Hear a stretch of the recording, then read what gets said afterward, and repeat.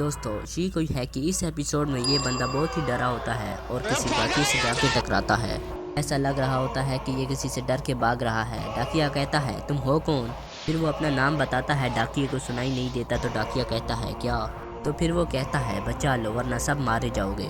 तो फिर इतने में ही डाकिया कहता है तुम हो कौन? फिर इतने में वो जवाब देता है कि ये एक ही आदमी मुझे बचा सकता है, इस तक ये चिट्ठी पहुंचा देना। इतने में वो डाकिया चिट्ठी लेता है, उस पर लिखा होता है विकराल। जैसे ही डाकिया विकराल पढ़ता है उसकी जानिब देखता है, वो यहीं पर गिर जाता है यानी मर जाता है। फिर इसके बाद विकराल के ऑफिस की जानिब दिखाया जाता है जहाँ पर विकराल को ये चिट्ठी मिलती है। विकराल सोचता है ये तो मेरे नानियाल के गांव से आई है और उसमें मज़ीद लिखा होता है कि वहाँ के सरपंच ने विकराल को बुलाया है फौरी तौर पर, और लिखा होता है कि विकराल अपने हथियार साथ में लाना। फिर इसके बाद विकराल अपनी अहम चीज़ें उठा लेते हैं यानी कोट, ऐनक, घड़ी और तीर कमान जैसी। फिर इसके बाद दिखाया जाता है विकराल उनके अड्डे यानी उनके घर पर पहुंच जाते हैं और विकराल अंदर आकर कहते हैं कि यहाँ पर बुलाया तो है लेकिन मिलने के लिए यहाँ पर कोई मौजूद नहीं।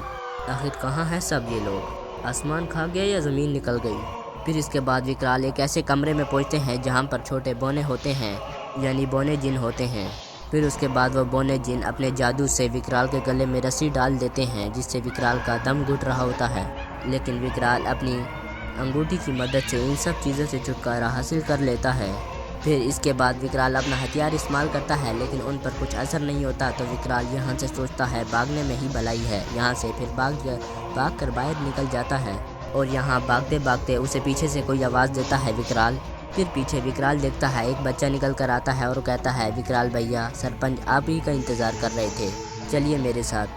फिर उसके बाद वो छोटा सरपंच के पास विकराल को ले आता है। सरपंच उस विकराल को देखकर बहुत खुश होते हैं और कहते हैं विकराल बेटा, तुमने आकर बहुत हमें खुश कर दिया।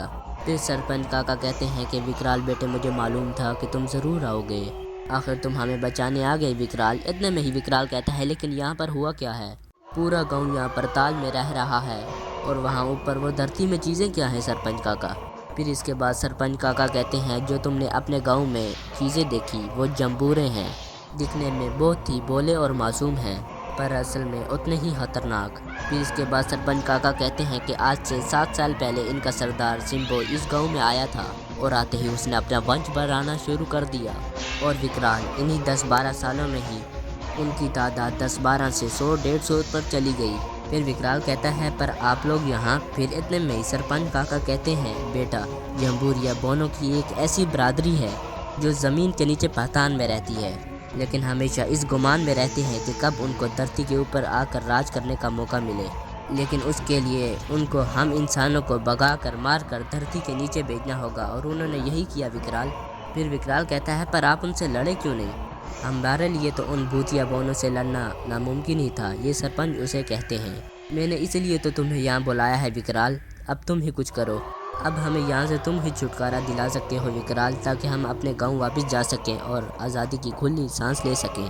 फिर सरपंच काका कहते हैं काश जिस दिन वो शंभो हमारे गाँव में आया था उसी दिन मैंने उसका गला घोट दिया होता तो आज ये दिन ना देखना पड़ता, क्योंकि ना तब उसकी शक्ति ज़्यादा थी और ना ही उसकी चाल चलन और तौर तरीके। फिर विकराल कहता है उसके लिए मुझे वापस पीछे 7 साल जाना होगा जंगलियों से लड़ने के लिए। फिर इसके बाद विकराल बोलता है अनमोल घड़ी। फिर इतने में ही सरपंच काका कहते हैं अनमोल घड़ी? फिर विकराल कहता है बचपन में मुझे एक अक्सर नानी कहानी सुनाया करती थी, अनमोल घड़ी वाली एक ऐसी घड़ी के बारे में बताती थी जो इंसान को कहीं भी ले जा सकती थी और कितने साल पीछे। फिर इतने में ही सरपंच काका कहते हैं पर वो घड़ी तो कहानी में थी। फिर इतने में विकराल कहता है कहानी नहीं सरपंच काका, वो असलियत में थी, क्योंकि उस कहानी के हीरो मेरे नाना थे और वो घड़ी उन्होंने अफ्रीका के जंगलों से ली थी। फिर विकराल कहता है मैंने एक बार उसे बचपन में देखा था लेकिन उसे लेकर मेरे पापा मेरे नाना ऐसे ऐसे ख़तरों में फंसे थे कि उसके बाद नानी ने वो घड़ी छुपा दी उनसे बिना कहे। फिर उसके बाद सरपंच काका कहते हैं तुम्हें उस घड़ी का पता मालूम है विकराल? फिर इतने में ही विकराल कहता है हाँ मालूम है मुझे, नानी ने वो राज सिर्फ मुझे ही बताया था, ये सोचकर कि ये अभी सिर्फ बच्चा है। फिर उसके बाद विकराल बोलता है लेकिन अब बच्चा बड़ा हो गया नानी। फिर उसके बाद सरपंच काका कहते हैं लेकिन वो घड़ी का पता है तो वो घड़ी है कहाँ आखिर? फिर विकराल कहता है यहाँ से सिर्फ 1 किलोमीटर दूर शेर सिंह के कबीले में यानी किले में, वहाँ एक शिव मंदिर है, उसी के आसपास कहीं घड़ी है। अगर मैं वहाँ जाकर उस घड़ी को खोज निकालूं तो उस घड़ी के ज़रिए मैं 7 साल पीछे जाकर जिम्बो को ढूंढकर उसे मार डालूंगा। फिर उसके बाद विकराल कहता है जब वंश के बीज ही नहीं रहेंगे तो वंश आखिर पैदा कहाँ से होंगे। फिर उसके बाद सरपंच काका खुश होते हैं और कहते हैं तब तो उनकी सारी नस्लें ख़त्म। फिर उसके बाद सरपंच काका कहते हैं पर विकराल बेटा तुम उस किले तक जाओगे कैसे, ये भूतिया बोने तो किसी को बाहर ही नहीं निकलने देते। फिर इसके बाद विकराल बोलते हैं कुछ तो करना होगा ना सरपंच काका, मैं चलता हूँ।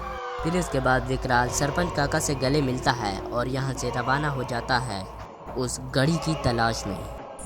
फिर इसके बाद यहाँ दिखाया जाता है विकराल उस किले के करीब पहुँच जाते हैं। फिर इसके बाद विकराल को जिस जगह पर शक होता है वहाँ जाकर कहता है लिली मुझे पूरा यकीन है कि हमें अनमोल घड़ी यहीं मिलेगी। फिर इसके बाद विकराल खुदाई करना शुरू कर देते हैं। फिर उसके बाद उनको अनमोल घड़ी नज़र आती है। उसके बाद विकराल यहाँ से अनमोल घड़ी को निकालते हैं और लिली को बताते हैं देखो लिली। विकराल कहता है ये देखो लिली, इस पर सालों के निशान हैं, बस इसकी सुई को अपने मनपसंद साल पर लगाना है और वंश पढ़ना है, जिसके बाद हम वहाँ पहुँच जाएंगे जहाँ हमें जाना है। फिर इसके बाद विकराल इतनी ही बातें कर रहे होते हैं कि यहाँ पर जम्बूरे भी पहुँच जाते हैं और विकराल उनको देखकर हैरान हो जाता है और जल्दी से साल सेट करता है। और उसके बाद विकराल वो मंत्र पढ़ता है जो उसकी नानी ने उसे बताया था। और जैसे ही जम्बूरे विकराल और उनके पास करीब पहुँचते हैं विकराल इतने में ही वो मंत्र पढ़कर गायब हो जाता है और 7 साल पीछे चला जाता है। फिर इसके बाद विकराल की जानिब यहाँ दिखाया जाता है जहाँ पर विकराल 7 साल पीछे शकुनाबाद में होते हैं और विकराल एक बंदे को बोलते हैं कि विकराल कहते हैं कि भाई साहब साल कौन सा है, तो हंसा है और वो कहता है काहे मजाक कर रहे हो। फिर विकराल कहता है नहीं नहीं सचमुच, तो वो इतने में ही कहता है 95 है, अब ये मत पूछना मैं कहाँ हूँ। विकराल कहता है टाइम कितना हुआ है, तो वो बताता है 2 बजे। तो फिर विकराल उसे बोलता है ये सब लोग जा कहाँ रहे हैं। तो वो कहता है कि तुम्हें नहीं पता कि बाहर गांव से एक बहुत बड़े ज्ञानी आए हैं, तरह तरह के चमत्कार करते हैं जिनका नाम है जिम्बो बाबा, ये सब लोग उधर ही जा रहे हैं। फिर उसके बाद वो चला जाता है। इतने में वहाँ से सरपंच अंकल भी आ रहे होते हैं। सरपंच काका कहते हैं विकराल बेटे तू यहाँ बिल्कुल सही वक्त पर आया है, तू चल मेरे साथ जिम्बो महाराज के दर्शन करने के लिए। फिर उसके बाद सरपंच अंकल चले जाते हैं और कहते हैं तुम दोनों लाजमी आना। फिर इसके बाद यहाँ जिम्बो बाबा की जानिब दिखाया जाता है जहाँ पर जिम्बो बाबा तरह तरह के चमत्कार करके गाँव वालों को बहका रहे होते हैं और तमाम गाँव वाले उनके नारे लगा रहे होते हैं। इतने में विकराल भी यहाँ पर मौजूद होते हैं। यहाँ पर विकराल सब लोगों के जाने का इंतज़ार कर रहे होते हैं कि सब लोग चले जाएं तो मैं एक जगह पर छुप जाऊं और जिम्बो बाबा पर क्रॉस बॉक्स से हमला कर दूं। फिर उसके बाद सब लोग यहाँ से चले जाते हैं। विकराल और लिली अपना मिशन पूरा करने के लिए जा रहे होते हैं। इतने में जम्बू इनको देख लेता है, जिम्बो। फिर जिम्बो बाबा और इसके सिपाही विकराल और लिली के पीछे लग जाते हैं। ये भागते भागते किसी के घर में आ जाते हैं तो वो आकर देखते हैं उस घर में गबरू होता है। तो विकराल कहता है गबरू, वो कहता है कौन गबरू। तो विकराल सोचता है कि ये हम 7 साल पीछे आ चुके हैं, इसलिए गबरू सब कुछ भूल चुका है। यानी 7 साल पहले विकराल लोगों को घबराल नहीं जानता था। इसके बाद विकराल कहता है हमारे पीछे कुछ जंबूरे पड़े हैं, हमारी मदद करो।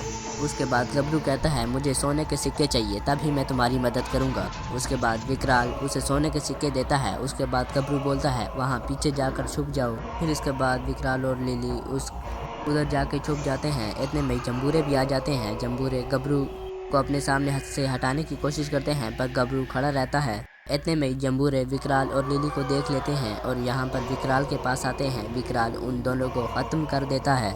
फिर इसके बाद गबरू कहता है अगर तुम जंबूरे जिम्बू को मारना चाहते हो तो मेरे पास एक आइडिया है, लेकिन उसके लिए मुझे थोड़े और सोने के सिक्के चाहिए होंगे। उसके बाद विकराल सोने के सिक्के गबराल को देता है। फिर इसके बाद गबराल सोने के सिक्के लेने के बाद कहता है जिम्बो रोशनी से डरता है, अगर उसे बाहर सूरज की रोशनी के सामने बुलाया जाए तो उसकी रोशनी कम हो जाती है, मेरा मतलब उसकी ताकत, तभी तुम उसे मार पाओगे।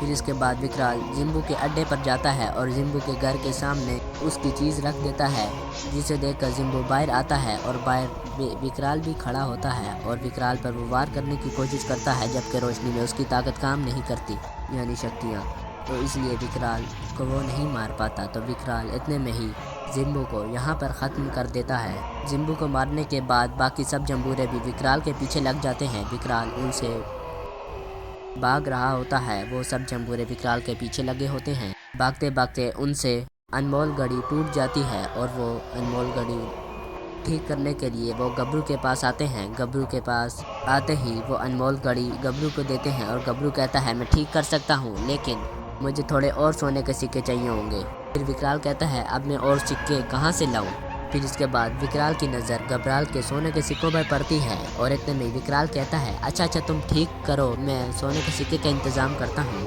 फिर इसके बाद विकराल घबराल के वहाँ पड़े सोने के सिक्कों को उठाकर अपनी जेब के अंदर डाल देता है। इतने में ही दरवाज़ा खटकाने लग जाते हैं वो सब जम्बूरे और विकराल गबरू को बोलता है जल्दी ठीक कर गबरू। इसके बाद जम्बूरे यहाँ पर दरवाज़ा तोड़कर अंदर आ जाते हैं। इतने में ही अंदर रोशनी से देखकर वो उनकी आंखें और शक्तियाँ काम नहीं करती। इतने में ही विकराल को गबरू वो घड़ी ठीक करके दे देता है, लेकिन गबरू कहता है सोने के सिक्के। फिर विकराल उससे छीन लेता है वो घड़ी। फिर इसके बाद विकराल टाइम और डेट और साल सेट करके उसी वापस साल में चला जाता है और यहाँ पर घबराल अपने सोने के सिक्कों की तरफ देखता है, खुश हो रहा होता है। इतने में ही दूसरी थैली की तरफ घबराल देखता है और कहता है मेरी दूसरी थैली कहाँ गई। फिर इसके बाद विकराल सरपंच काका के पास जाता है और वो कहते हैं विकराल बेटा तुमने हमें आखिरकार इस मुसीबत से बचा ही लिया। फिर उसके बाद सरपंच काका विकराल से गले मिलते हैं। इसके बाद सरपंच काका कहते हैं विकराल तुम्हारी इस मेहनत पर हमें बहुत फ़ख्र है, इसलिए आज हमने जश्न रखा है, तुम उस पर ज़रूर आओगे। और यहाँ पर इस किस का अख्ताम हो जाता है। तो दोस्तों हमारे इस चैनल फ्यूज सीरियल को सब्सक्राइब के साथ साथ बेल आइकन के साथ साथ लाइक के साथ साथ शेयर भी करें। तो दोस्तों आज तक के लिए इतना ही। आप सबको मेरी तरफ से गुड बाय, अल्लाह हाफिज़, शुक्रिया।